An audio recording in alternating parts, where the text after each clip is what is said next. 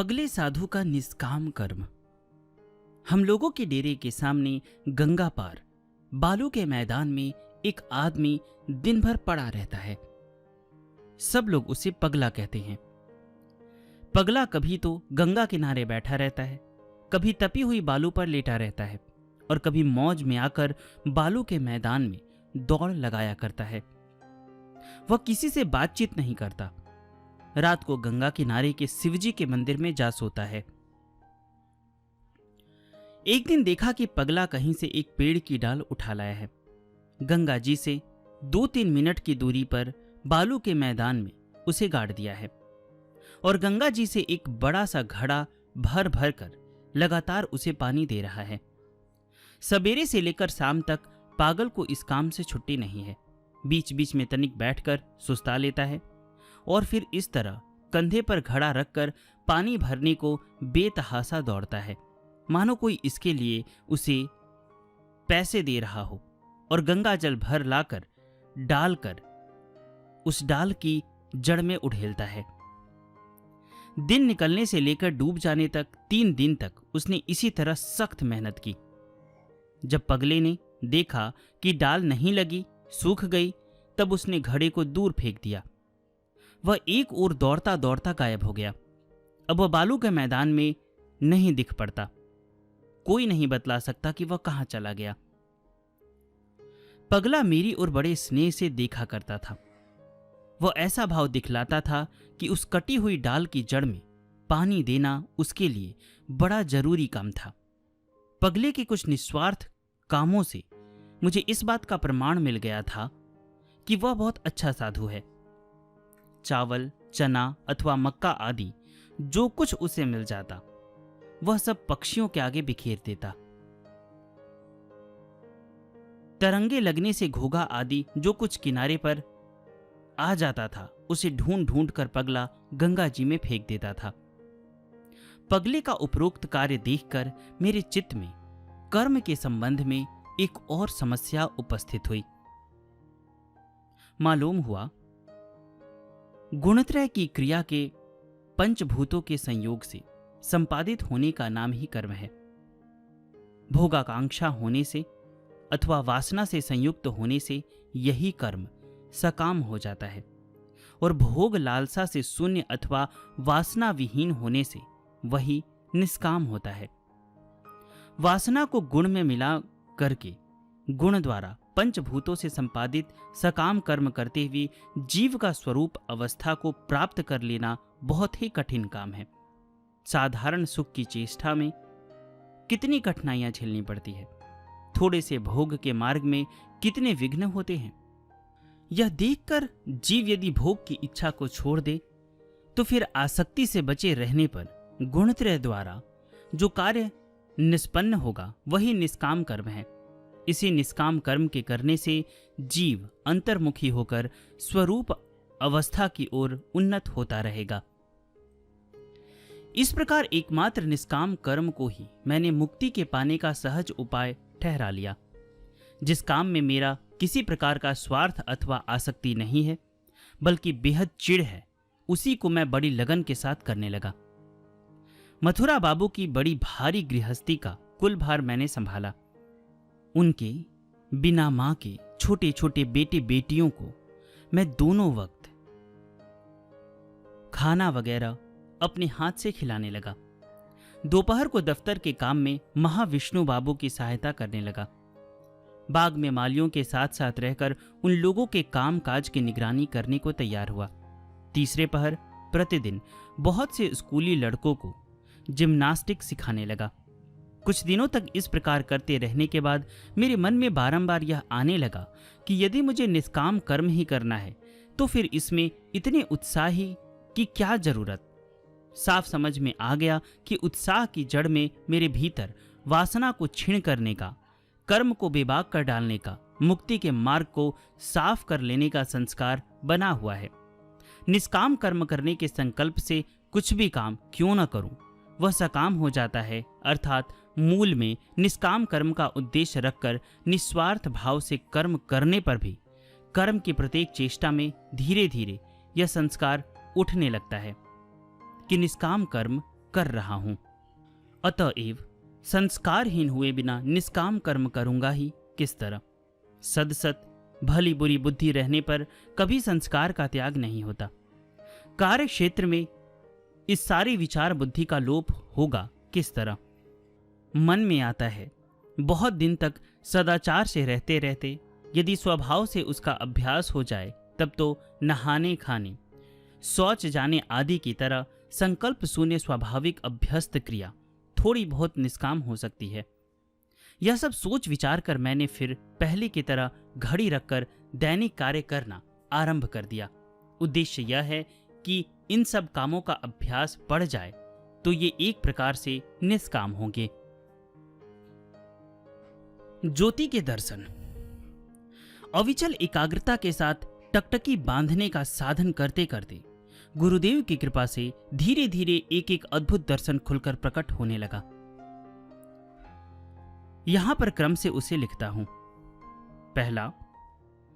पहले कुछ दिन स्थिर सफेद प्रभा से मंडित बहुत से टुकड़ों की गहरे नीले रंग की ज्योति क्षण क्षण में संलग्न और विच्छिन्न होकर वामावर्त और दक्षिणावर्त के क्रम से तेज चाल से मंद तरंग में प्रतिफलित चंद्र बिंब की तरह चंचल दिख पड़ने लगी। मोर की पूंछ के केंद्र का दूसरा स्तर कुछ कुछ इस ज्योति के रंग के अनुरूप होता है। दूसरा क्रमशः बदलकर वह दूसरे ढंग का हो गया। वलय के आकार में सफेद प्रभा से घिरी हुई चमकीली गहरे नीले रंग की ज्योति जल्दी जल्दी चक्कर लगाती और कांपती हुई चंचल दिख पड़ने लगी। परिव्याप्त मंडल 3-4 इंच का दिखने लगा। तीसरा, कुछ दिन के बाद धीरे धीरे इसमें भी परिवर्तन हो गया। पीलापन लिए हुए सफेद ज्योतिर्मंडल में बहुत ही चमकीली हरे रंग की ज्योति दिख पड़ने लगी। पास में यह ज्योति नाखून के बराबर छोटे आकार में चमकीली मणि की तरह स्थिर रूप से प्रकाशित है। फिर दूरी के अनुसार बहुत ही बड़े आकार में कांपती हुई दिख पड़ने लगी। आंखें खुली रहे चाहे मुंदी, हर हालत में स्थान अस्थान पर चाहे जहां, वह साफ साफ दिख पड़ने लगी। भीतर से मोर की पूंछ की चौथे स्तर के साथ इस रंग की कुछ उपमा हो सकती है। चौथा, इसके बाद क्रम क्रम से सफेद मंडल विलुप्त हो गया। अब मटर के बराबर हरे नीले रंग की मिली हुई बहुत ही चमकीली ज्योति क्या पास और क्या दूर एक ही आकार में निश्चल दिख पड़ने लगी। मिला जुला रंग होने के कारण मोर की पूंछ के रंग के किसी स्तर के साथ इसका सादृश्य न समझ पड़ा। पांचवा, अब कदाचित बिजली की तरह चंचल बड़े ही अद्भुत दीप्ति वाली गहरे नीले रंग की ज्योति पल पल भर में स्निग्ध प्रभा फैलाकर बात की बात में अंतर्धान हो जाती है। इस ज्योति की तुलना नहीं है। इसका प्रकाश होने पर आनंद में जैसा मग्न हो जाता हूं, वैसे ही इसके अंतर्धान हो जाने पर हाय हाय करने लगता हूं। मेरी वर्तमान मानसिक दशा कर्म को छोड़ देना ही धर्म है। मुझे कोई भी काम अच्छा नहीं लगता। सदा आसन पर बैठे रहने को जी करता है। लोग जिसे सत्कार्य पुण्य कार्य कहते हैं, वह भी आत्मा के कल्याण के लिए विघ्न सा जान पड़ता है। प्रवृत्ति के अनुकूल विवेक बुद्धि मुझे अब सभी कामों से रोक रही है। अब तो ऐसा लगता है कि सभी कर्म धर्म विरोधी हैं। जीवात्मा का स्वरूपावस्था में भगवान के साथ संलग्न रहना ही धर्म है। चित्कण अथवा जीवात्मा के क्रम विकास की गति ही कर्म है। अतएव कर्म तो सर्वदा जीव की बहिर्मुख अवस्था है।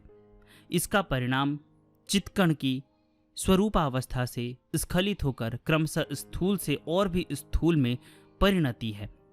जहां पर जीवात्मा के कर्म की समाप्ति है, वहीं पर उसके विकास की भी निवृत्ति है। अतएव दैहिक स्थूल कर्म से लेकर क्रम क्रम से सूक्ष्म मानसिक कर्म से भी उदासीनता होने पर जीव की देहात्म बुद्धि की अथवा स्थूलता प्राप्ति की जड़ का लोप हो जाने पर सूक्ष्म मानस रूप का भी अंत होगा। इसके बाद जीव जितना ही सूक्ष्मतर कर्म छोड़कर निष्क्रिय अथवा स्थिर होता रहेगा, उतना ही वासना वर्जित स्वरूपावस्था की ओर पहुंचेगा। इसलिए सारे कर्मों की जड़ वासना को भी छोड़कर निवृत्ति ही वास्तविक धर्म है और समस्त कर्म ही जीवात्मा का विकास क्रम होने से धर्म विरोधी है। गुरुदेव की अद्भुत कृपा है। भीतर ही भीतर ज्ञान की चर्चा करते रहने से कर्म करने के संबंध में मैं बिल्कुल उदासीन हो गया। अब तो मुझे ऐसा लगता है कि काम काज करना बड़ा भारी अनर्थ है। कुछ दिनों से मैं बाहर का सारा कामकाज करना छोड़ बैठा हूं। जिन आवश्यक कामों को प्रतिदिन करते रहने का अभ्यास है, उन भोजन और शयन आदि को छोड़कर मैं बाकी समय में एकांत में बैठकर विधि के अनुसार इष्ट नाम के साधन में बारंबार मन लगाने की चेष्टा करता हूं। इस प्रकार नाम का जप करने के साथ साथ गुरुदेव का रूप अपने आप चित्त में उदित हो रहा है। नाम का स्मरण करते समय ऐसी धारणा प्रबल वेग से हृदय में आ जाती है कि मेरी देह में गुरु की देह है और मेरी प्रकृति में गुरु की प्रकृति है। मेरा प्रत्येक अंग प्रत्यंग, पैर से लेकर चोटी तक सभी अवयव मानो गुरुदेव का ही कलेवर है। मानो वे मुझे आच्छादन किए हुए इसी देह में मौजूद हैं। नाम के जप के साथ साथ ऐसी चिंतनीय धारणा का उदय चित्त में होता है। मैं साधन करते समय दूर रहकर अपने भीतर अपने को न पाकर गुरुदेव के ही दर्शन करता हूँ। इससे मुझे इतना आनंद होता है कि उसे भाषा प्रकट नहीं कर सकती। नाम रूपी सच्चिदानंद स्वरूप गुरुदेव का अपने भीतर तन्मय भाव में ध्यान करते करते मानो मुझे बाहरी चेत नहीं रहता।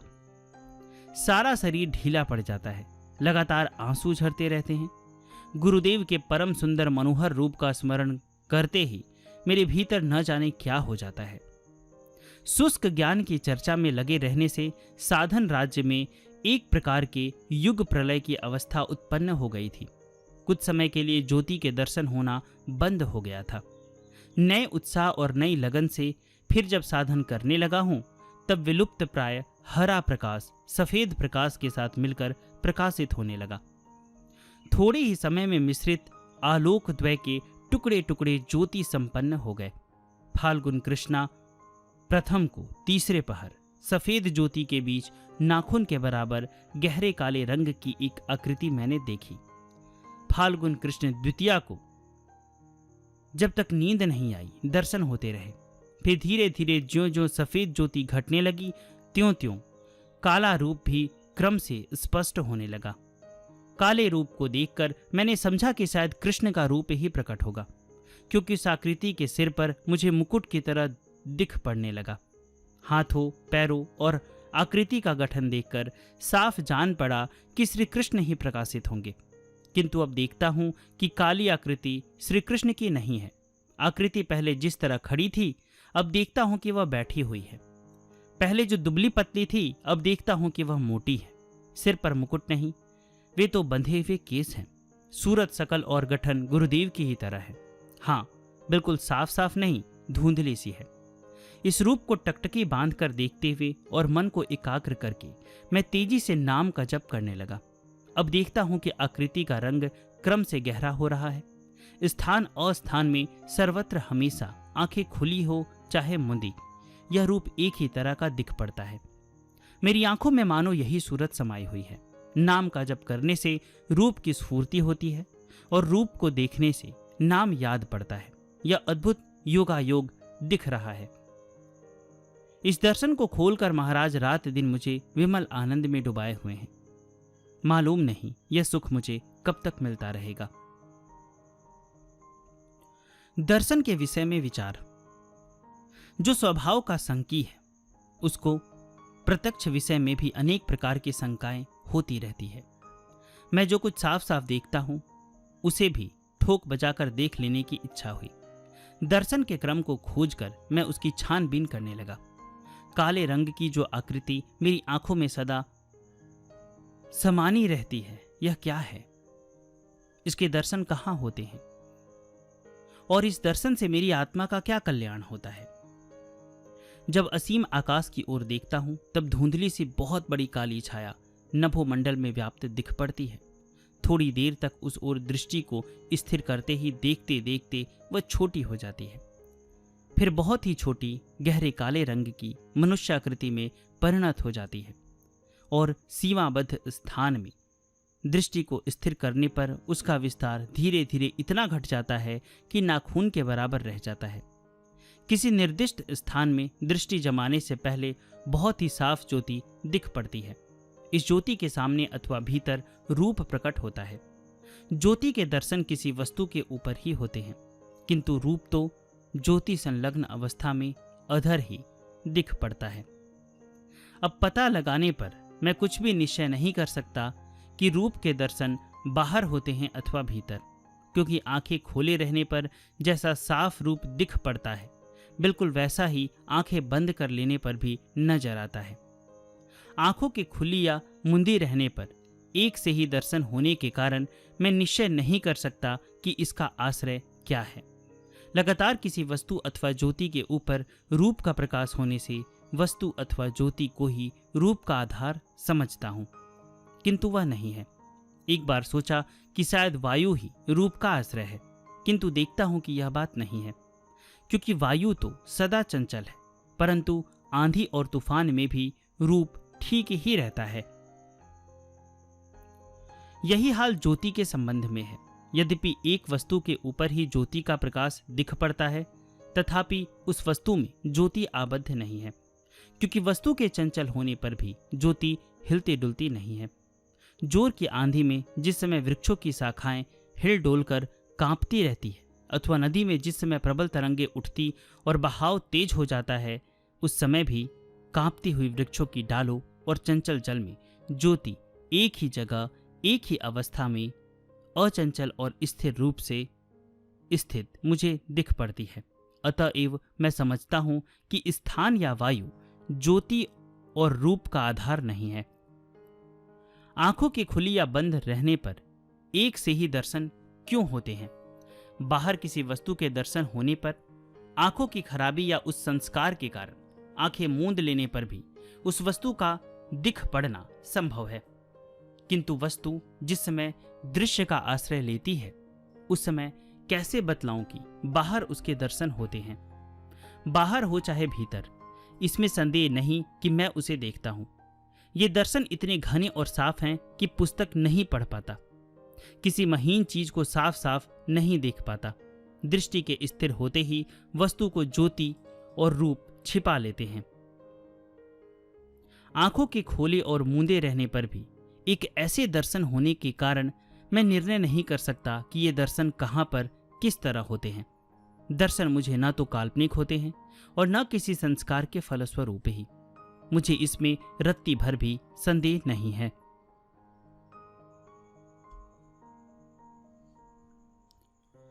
अनादर करने से रूप का अंतर्धान हो जाना। कुछ समय से मैं दर्शन में ही मुग्ध हो रहा हूं। मेरी सारी चित्तवृत्ति दर्शन की ओर ही आकृष्ट हो रही है, किंतु इस दर्शन से क्या मेरी आत्मा का सचमुच कल्याण होता है या उसकी बदौलत उन्नति के मार्ग में विघ्न हो रहा है? इस संबंध में भीतर ही भीतर अपने आप मेरे लिए विषम आंदोलन उपस्थित हो गया है। देखता हूं कि रूप के प्रति मेरा बहुत ही आकर्षण है। यदि क्षण भर भी उसे नहीं देखता हूं तो विकल हो जाता हूं। रूप के और भी साफ साफ दर्शन करने के लिए ही मानो मैं साधन भजन किया करता हूं। मेरे भीतर की यह अवस्था कैसे हुई?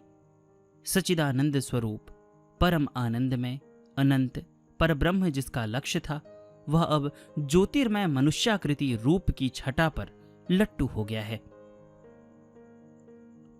अतएव दुर्दशा होने में बाकी ही क्या रह गया? आध्यात्मिक उन्नति के साथ साथ साधन राज्य में ये सब दृश्य यदि निर्दिष्ट ही हो तो इसमें इतना अनुराग अथवा आकर्षण होने का क्या कारण है? जो कोई नियम और प्रणाली के अनुसार साधन भजन करेगा उसी को ये सब दर्शन होंगे। और यदि गुरुदेव की कृपा से यह मेरी एक संचारी अवस्था हुई हो, तब तो सिवा देखते रहने के इसके साथ मेरा संबंध ही क्या है?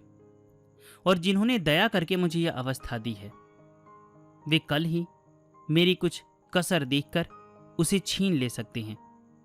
जो वस्तु मेरी पैदा की हुई अथवा अपनी नहीं है, उसको लेकर मैं क्यों ममता में पड़ा हुआ हूं?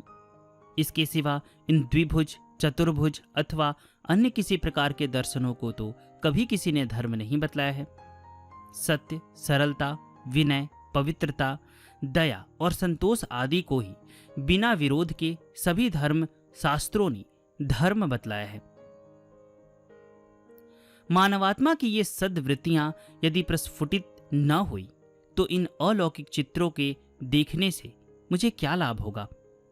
साधन के मार्ग में 2-4 पग चलते ही यदि मैं एक बिंदु ज्योति के सौंदर्य में अथवा एक रूप के माधुर्य में आकृष्ट और आबद्ध हो गया तथा उससे अनंत उन्नति के मार्ग में अंधेरा फैलाकर भगवान के प्राप्त करने की इच्छा और चेष्टा को तिलांजलि देकर उसी में संतुष्ट हो रहा, तब तो मेरी दुर्दशा का ठिकाना ही न रहा। यह तो निश्चित है कि गुरुदेव के मधुर रूप को साफ साफ सदा अपनी आंखों के आगे रखने से मैं बड़े आनंद में रहूंगा, किंतु इसी से मुझे क्या मिल जाएगा? उसे क्या भगवत दर्शन मानकर मैं तृप्त रह सकता हूं? तब फिर इस रोगी शरीर से जी जान से साधन भजन करके इतने नियम और संयम में रहकर क्लेश क्यों सह रहा हूं? मामूली रेल किराया जमा करके इसी दम साक्षात भगवत सत्संग प्राप्त कर सकता हूं। गुरु ही भगवान है, बिंदु ही सिंधु है। इन बातों का अर्थ मैं नहीं समझता। मालूम नहीं किस अवस्था में रहकर महापुरुष इन बातों की सच्चाई की साक्षी देते हैं, किंतु मैं अपने होश हवास के दुरुस्त रहते हुए प्रत्यक्ष सत्य को न मानकर कल्पना को प्रतिष्ठित करने का नहीं। हृदय में पूर्वोक्त भाव के आने से दर्शनों के प्रति वैसा ध्यान न लगाकर मैं नियमित रूप से साधन करने लग गया। मैं कुछ दिनों तक दर्शनों के संबंध में बिल्कुल ही उदासीन बना रहा। आज साधन करते समय अकस्मात रूप का ख्याल हुआ। ध्यान न रहने से मुझे पता ही ना चला कि इस बीच कब रूप अंतर्धान हो गया है। अब उस मधुर रूप की याद आ जाने से उसके दर्शनों के लिए मैं बेहाल हो रहा हूं। मेरा दिल जला जा रहा है। हाय, मेरा यह क्या हो गया? आदर न करके मैंने किसका विसर्जन कर दिया? जान पड़ता है मेरे हृदय के महाराज गुरुदेव ही दया करके प्रकट हुए थे और मेरा अनादर का भाव तथा लापरवाही देखकर अब अंतर्धान हो गए हैं। सुना था इन दर्शन की वस्तुओं को लड़कों बच्चों की तरह सदा आंखों में रखना पड़ता है। आदर और सावधानी करनी पड़ती है, नहीं तो ये ठहरते नहीं हैं। महाराज, इस बार अपनी उस संतान को क्षमा कर दो जिसका दिल जल रहा है। साधन की ऐंठ में आकर मैंने कई बार सेखी से तुम्हारी कृपा को प्रलोभन समझकर छोड़ दिया है। हाय, अब मेरी क्या गति होगी? इतने दिनों तक दर्शन में चित्त के आविष्ट रहने से साधन के समय नाम बहुत ही रसाल होकर बाहर निकलता था। नाम का जप करने के साथ साथ मैं अनुभव करता था कि एक सारवान वस्तु को हिला डुला रहा हूं। अब इधर कुछ दिनों से मेरी वह अवस्था नहीं है। अब तो बड़ी मुश्किल से नीरस खाली नाम का जप किया करता हूं। श्वास प्रश्वास पर लक्ष्य देने में 2-4 मिनट में ही थक जाता हूं। मन सदा उचाट रहता है। बिल्कुल अधर में जाकर कुछ भी सहारा न पाने से त्रास और आतंक के मारे बेचैन रहता हूं। हाय, यह मुझे क्या हो गया?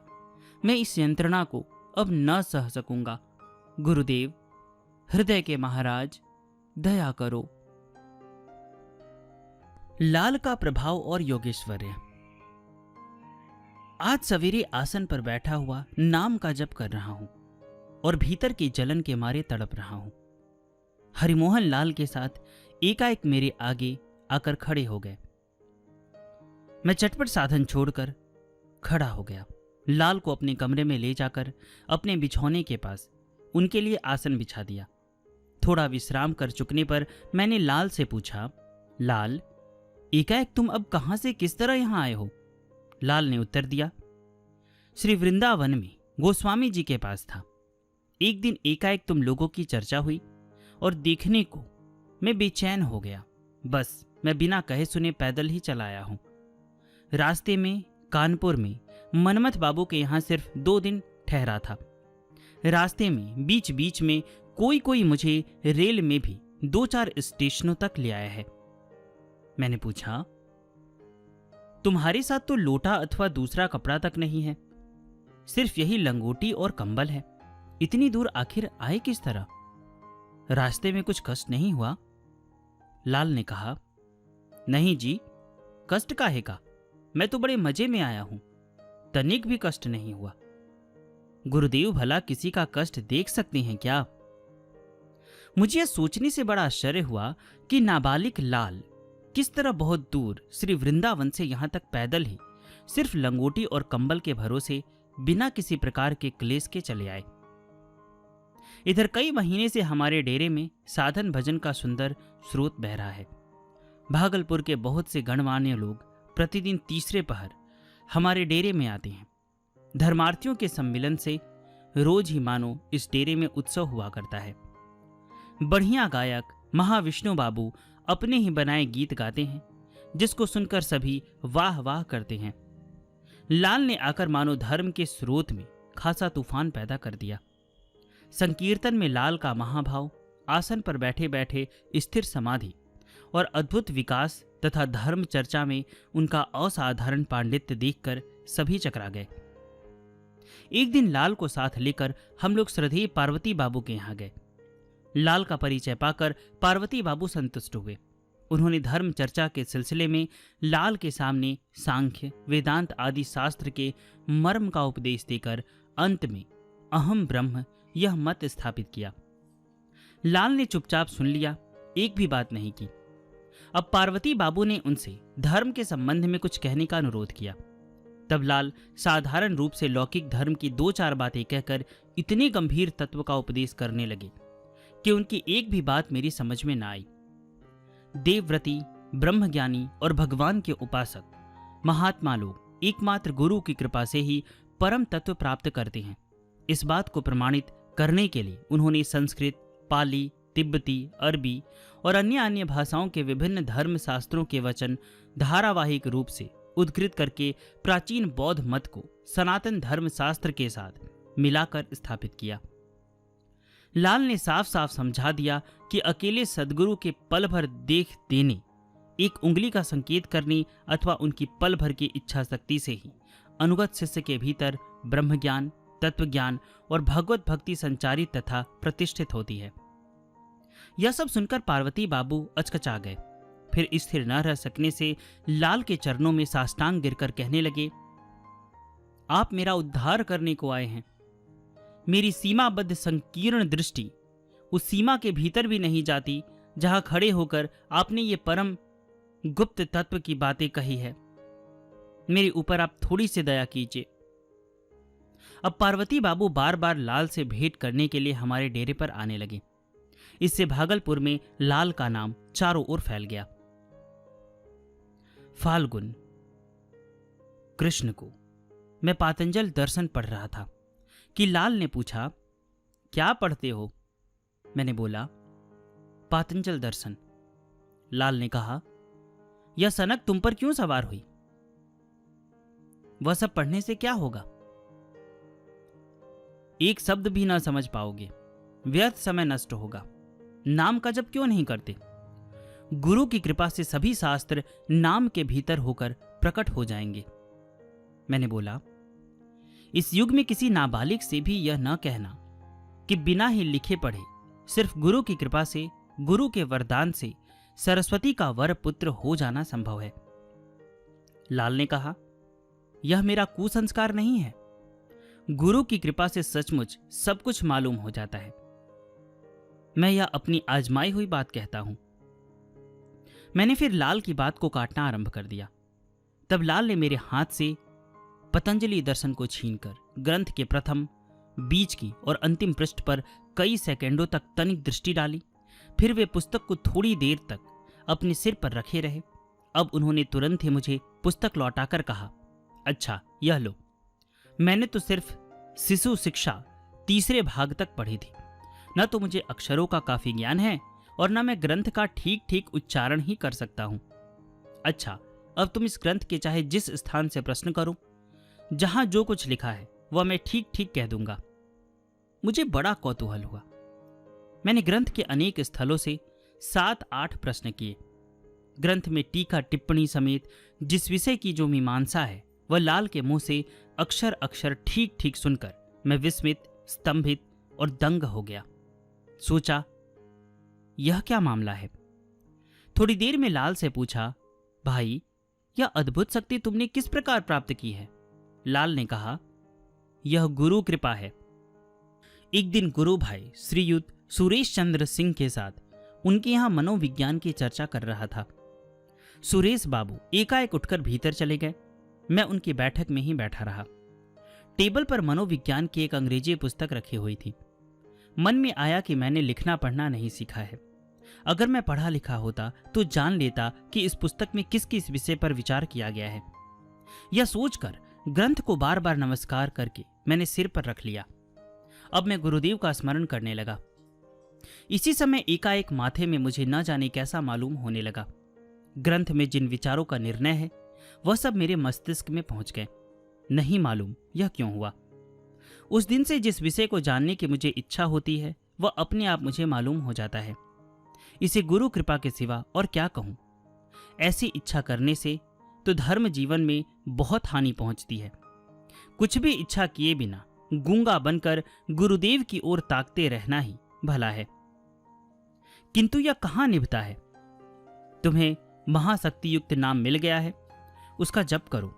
गुरुदेव की कृपा से लहमे भर में सारा शास्त्र तुम्हारे भीतर प्रकाशित हो सकता है। यह मेरी कल्पना नहीं है, सच सच कह रहा हूं। मैं पता लगाने लगा कि लाल क्यों गुरुदेव का साथ छोड़कर अकस्मात पैदल ही भागलपुर चले आए। स्वामी जी ने संन्यास व्रत ग्रहण कर लिया था। विधाता के फेर में पड़कर वे संग दोष के आचार भ्रष्ट हो अब स्वेच्छाचार में दिन बिता रहे हैं। यह जानकर लाल को बहुत ही क्लेश हो रहा था। इसके प्रतिकार के लिए वे झटपट उतावले हो उठे। लाल प्रतिदिन स्वामी जी से सन्यास के नियमों का पालन करके गुरुदेव की आज्ञा के अनुसार चलने की जिद करने लगे, किंतु स्वामी जी ने लाल की इन बातों को न माना। तब यह समझकर कि सहज में काम न होगा, लाल थोड़ा सा योगेश्वर्य प्रकट करने को बाध्य हुए। रात के 10 बजे घर के भीतर बैठे हुए हम लोग बातचीत कर रहे थे कि लाल ने पहले की तरह स्वामी जी से सन्यास के नियमों के अनुसार चलने का अनुरोध किया। जो ही उन्होंने इस बात की ओर लापरवाही दिखलाई, त्यों ही लाल एकदम उछल पड़े और ऊपर की ओर हाथ हिलाकर चिल्लाते हुए कहने लगे, मत आओ, मत आओ, क्यों आते हो, चले जाओ। इसी समय हम लोगों के सामने से बुरी तरह सनसनाता हुआ न जाने क्या चला गया। हम लोग हक्का बक्का रह गए। थोड़ी देर में लाल चौंक से पड़े और कहने लगे, ओहो, यह क्या हुआ? बिल्कुल आत्महत्या। उफ, कैसा भयानक है। यह तो अब देखा नहीं जाता। अब वे रो पड़े। रोते रोते फिर कहने लगे, अब मेरे पास किस लिए आते हो? मेरे पास आने से क्या होगा? गुरु जी के पास जाओ। मेरे द्वारा किसी तरह का कल्याण होने का नहीं। मेरे पास मत आओ, मत आओ मेरे पास। सुनते क्यों नहीं हो? अच्छा, तो फिर आ जाओ। लाल के यह कहते ही सन्न सन्न करता हुआ न जाने क्या आकर हमारे कमरे के गंगा जी के तरफ के जंगले में धम से गिर पड़ा। जंगले के किवाड़ भीतर से बंद थे। जंगला मतलब खिड़की होता है। अचंभे की बात है कि खिड़की अकस्मात खुल गया और किवाड़ में लगे हुए तीनों शीशे टूटकर चूर चूर हो गए। हम सभी चौंक पड़े और अचकचाकर एक दूसरे की ओर देखने लगे। लाल तनिक ठहरकर चिल्लाकर कहने लगे, यह क्या है? यह क्या देख रहा हूं? जीते जागते मनुष्य को चिता पर रख दिया। बहुत ही भयंकर है। उफ, कैसी भयानक चिता है। वह देखो, वह देखो। तब स्वामी जी चिल्लाकर बरामदे में जा पहुंचे। यह क्या हुआ? यह क्या हुआ? जीते जागते आदमी को चिता पर चढ़ा दिया। कई बार यह कहकर वे रोते रोते बेहोश हो गए। कोई 1.5 घंटे बाद चेत में आ जाने पर भी वे चिता की बात को याद करके बेचैन होने लगे। तब लाल बीच बीच में चौक चौक कर कहने लगे, आज धामराई गांव उजड़ गया। अब स्वामी जी ने बिना कुछ कहे सुने अपना कंबल लाल को उड़ाकर उनकी लंगोटी खींच ली। फिर हाथ जोड़कर मुझसे कहा, भाई बुरा ना मानना, तनिक पागलपन करता हूं। या कहते ही वे बरामदे में कूदकर नीचे जा पहुंचे और गंगा जी के बालू के मैदान पर से बेतहासा दौड़ते हुए गायब हो गए। रात को 1:30 बजे का समय था। थोड़ी देर में लाल ने कहा, अब स्वामी जी की खोज मत करना, वे वृंदावन की ओर गए हैं। फिर भी मथुरा बाबू ने स्वामी जी को 2 दिन तक ढूंढवाया, किंतु कहीं कुछ पता न चला। मेरे बहनोई मथुरा बाबू ने लोगों से लाल की अवस्था और योगेश्वरी की बहुत सी बातें सुनी थी। लाल को अपने ही यहां पाकर उस संबंध में कुछ दिखला देने के लिए वे लाल के पीछे पड़ गए। उनके अनुरोध को न टाल सकने से लाल ने एक दिन मथुरा बाबू को एकांत में बुला लिया। फिर मेरी मरी हुई बहन को परलोक से बुलाकर बहुत सी अद्भुत और विचित्र गुप्त बातें बताई। एक दुष्चरित्रा स्त्री की कुचेष्टा से जादू टोना किया जाने पर जिस तरह असमय में मेरी बहन की अस्वाभाविक मृत्यु हुई थी, उसका कुल ब्यौरा सुनकर मथुरा बाबू स्तंभित हो गए। लाल ने खुलासा कर दिया कि उस स्त्री की बदौलत और भी इस ढंग के सांघातिक अनर्थ होंगे। मथुरा बाबू के सिवा जिन बातों को इस संसार में और कोई नहीं जानता, ऐसी कुछ गुप्त बातों को लाल के मुंह से सुनने से उनके आश्चर्य का ठिकाना नहीं रहा। लाल ने मथुरा बाबू से जिद की कि इस मकान से भूत प्रेतों के अनेक प्रकार के उपद्रव को दूर करने के लिए प्रतिदिन हरि नाम संकीर्तन और तुलसी सेवा होनी चाहिए तथा साधु सज्जनों को अपने यहाँ ठहराकर उनके साधन भजन की अच्छी व्यवस्था कर देना आवश्यक है। उनके उपदेश के अनुसार काम कर देना मथुरा बाबू ने स्वीकार कर लिया। एक दिन लाल किसी से कुछ कहे सुने बिना ही अकस्मात कहीं चले गए। उनके चले जाने से हम सभी लोग खेद के मारे दुखी हो गए। रात दिन हम लोगों के यहाँ धर्म की जो आग जलती रहकर हम लोगों को प्रकाश दिया करती थी, वही आग लाल के चले जाने से हम लोगों का अंतर सुस्त और अवसन्न हो जाने के कारण धीरे धीरे बुझ गई। लाल और स्वामी जी के एकाएक चल देने के बाद मैं बहुत ही बेचैन हो गया। खेद के मारे मुझे सब कुछ सूना दिख पड़ने लगा। साधन भजन करने का उत्साह कुछ समय से बिल्कुल ही ठंडा पड़ गया है। अब नियमित रूप से मैं साधन नहीं करता। आसन पर बैठने से अस्थिरता घेर लेती है। श्वास प्रश्वास के साथ साथ मैं नाम का जप नहीं कर पाता। 3-4 मिनट में ही थक जाता हूँ। ऐसा जान पड़ता है कि मैं शक्ति से बाहर का बोझा लेकर खींचातानी कर रहा हूँ। आसन छोड़कर उठ जाने को जी चाहता है। गुरुदेव की दुर्लभ कृपा को मैंने सेखी में आकर छोड़ दिया है। इसकी याद आने से मेरी छाती फटने लगती है। अब अपने इसी अपराध का दंड भोगता हूं। साधन भजन भला करूंगा ही क्या। मेरा रात दिन हाय हाय में ही बीतता है। कई दिन से मेरा पुराना दर्द बहुत ही बढ़ गया है। अब इसको सहन करने की भी मुझ में शक्ति नहीं है। न तो शरीर में ही और न मन में ही ऐसा कुछ रह गया है जिसके सहारे मुझे रत्ती भर आराम मिले। निराशा और यंत्रणा के मारे मौत मांगता हूं। महापुरुषों की आश्वासन वाणी की याद करके ही आजकल तनिक ढाढ़स मिलता है। मेरी यह दुर्दशा होगी यह जानकर ही शायद नागा बाबा ने कहा था, बच्चा घबराओ मत, गुरुजी तुम पर बहुत कृपा करेंगे, उन्हीं पर तुम्हारी सच्ची भक्ति हो जाएगी। पतित दास बाबा ने कहा था, थोड़े दिनों में तुमको गुरु भक्ति मिल जाएगी, धन्य हो जाओगे।